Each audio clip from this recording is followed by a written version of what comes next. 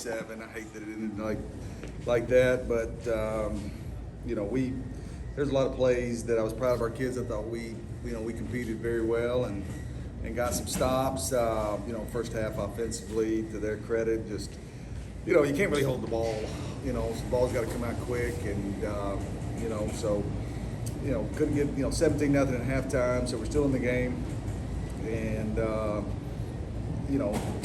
10 penalties. You can't beat a team like that with 10 penalties.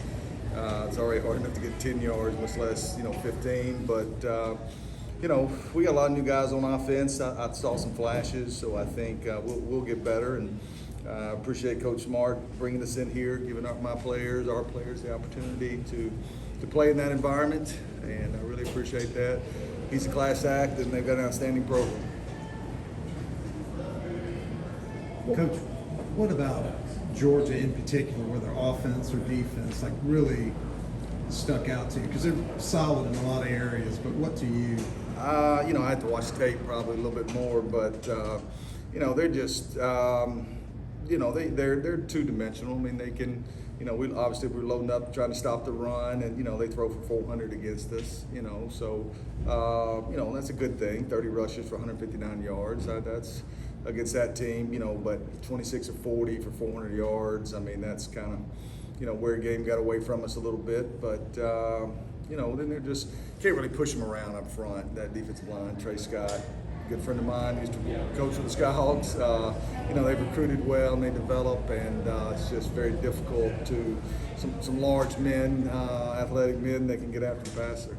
You mind sharing what was behind the thinking of loading up, for the run, and why was that the plan coming in? Well, I mean, don't get me wrong, it wasn't all man coverage or anything like that. It certainly wasn't cover zero or anything like that. It's just it's a lot easier to hand it off to the back and him rip off 50-yard run, than at least they got to, block it and throw it, and catch it and stuff. And so some of it was, against just some zone coverage. They did a nice job.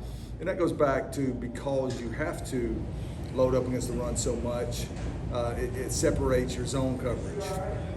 Okay, what I mean by that, little play action, the tight ends and the flats and stuff, and they layer their routes good, and they got us several times. The tight ends, just like everybody else, they're hard to tackle, those tight ends. The large people that, are athletic, and, I think Bowers had 60 yards yak after his catches, so those are hard. But it's a good scheme, and you can win a lot of football games with those schemes.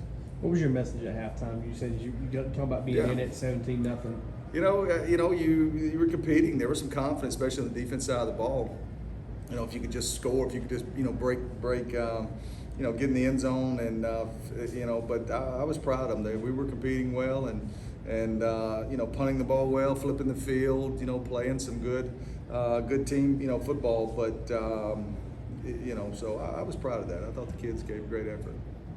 Jason, obviously, again, some big plays and some things that got away. But back to that question, for your defense to kind of manage this game, your special teams, flipping the field, to give you guys hope, when you guys a little bit of, fight going in. Yeah, Didn't you force it on coming out? That defense has been good all camp. I mean, that defense has played like that all camp. Those, to force them to punt 5 times. I mean, that's some wins there.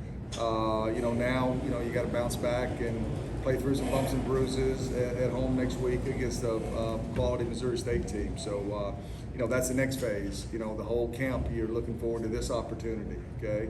Now you got to turn the page and, move to next week, and we got to continue to grow as a team. Offensively, some procedural penalties early, obviously turning out, and then you got a lot of new faces out there. Was that some miscommunication? Was it noise? Was it everything? There was one drive I didn't think I did a very good job. And Kincaid and I hadn't been together long enough for him to bail me out. But I thought he got better as the game went. That's the newest or most inexperienced UT Martin offense I've ever put out in the field, skill position. And it showed at times, but maybe we'll continue to find out who we are and what we can do to move the football. And but that was newness with myself and Kincaid early. So many questions coming in to week one. what do you feel like you got answered, just moving forward? You know, the answer is, you know, I just think we right now have got a lot of, we've got a lot of question marks to a lot of positions. I think, I don't think anything's answered. I think we're 0-1. I think we gave up 48 points.